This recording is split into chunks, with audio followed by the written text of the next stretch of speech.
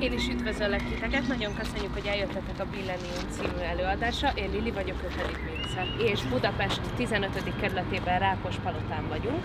Egy régészeti kutatásunk során kis lovaskocsik nyomaira bukkantunk, amelyek feltehetőleg a zöldségeket és a gyümölcsöket szállították a termelői piacra.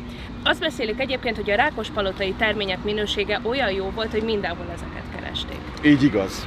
Úgy képzeljétek el, hogy itt nem ezek a házak vannak, hanem káposztaföld, görögdinnyeföld, búzamezők, távolba tehenek legelésznek. Régészeti munkánk azonban nem csak a múlt feltérképezéséről szól. Mi úgy dolgozunk, hogy a jeleket abban az értelemben is keressük, hogy ezek a jövőre milyen következtetéseket adnak nekünk. Szeretnénk megmutatni nektek 2 lehetséges alternatívát, amit mi gondolunk, hogy ezekből a jelekből következtethető.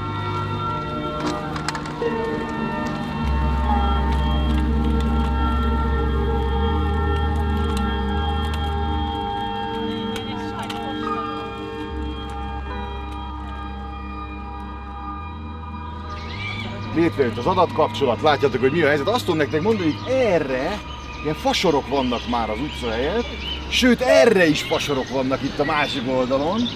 Eleinte azt gondoltuk, hogy ezek pálmafák, mert hogy az átlaghőmérséklet igencsak megemelkedett, de jól láthatóan ezek gyümölcsfák, amikről a járókelők leszedhetnek almát, cseresznyét.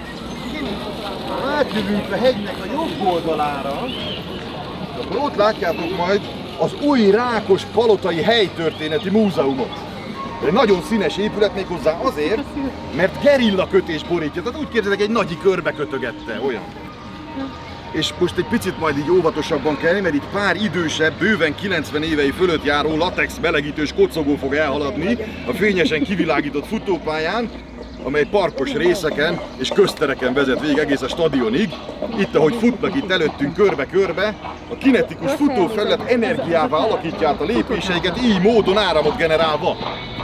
Ugye azt is jól láthatjátok, hogy a kocogóknak egy kiterjesztett valóságedzője van, aki adja az utasításokat, hogyan futkorászanak minél hatékonyabban.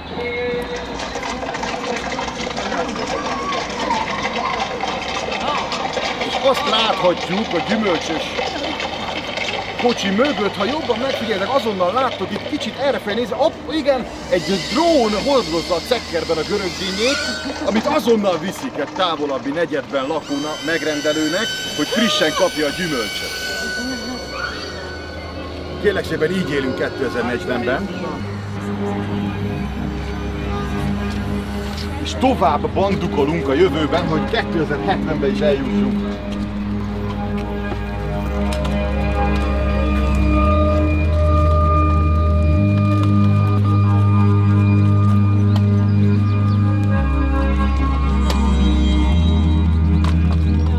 Úgy véljük, hogy itt, ahol most állunk, mocsár terül el. Azt hiszem, láthatjátok a nádasokat és a szittyókat. Arrafelé a panelházak egy része már teljesen eltűnt, és betoncsontfázak maradtak csak utánuk. A természet visszakövetelte őket, az alacsonyabb emeleteket növényzet nőtte be. Ne ijedjetek meg, a környéken rendszeresek az összecsapások, az előbb automata fegyverek hangját hallottátok, abból a felhőkarcolóból jött. Megpróbálnak az emberek így harcolni az adatforgalomhoz és az egyéb forrásokhoz való hozzáférésért. De nem túl fényes jövőkép, és úgy vélem, hogy itt is tovább megyünk.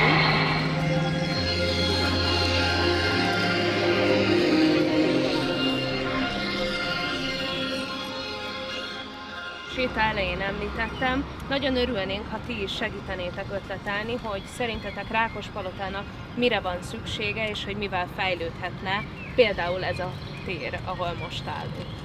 Nagyon konkrétan az a feladat, találjuk ki, hogy mi legyen itt a jövőben.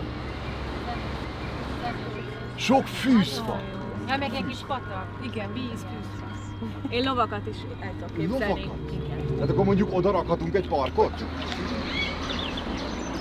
Van, ami megvalósult itt a tervekből? Nem. Semmi? Már az autók már mennek a levegőben. Levegőben járó autók már vannak. Ott egy-két rózsa, egy szökőkút. Ott egy üvegház, egy üvegfalu ház. Igen. Ott megjelenni látszik egy üvegfalu ház. Hoppá.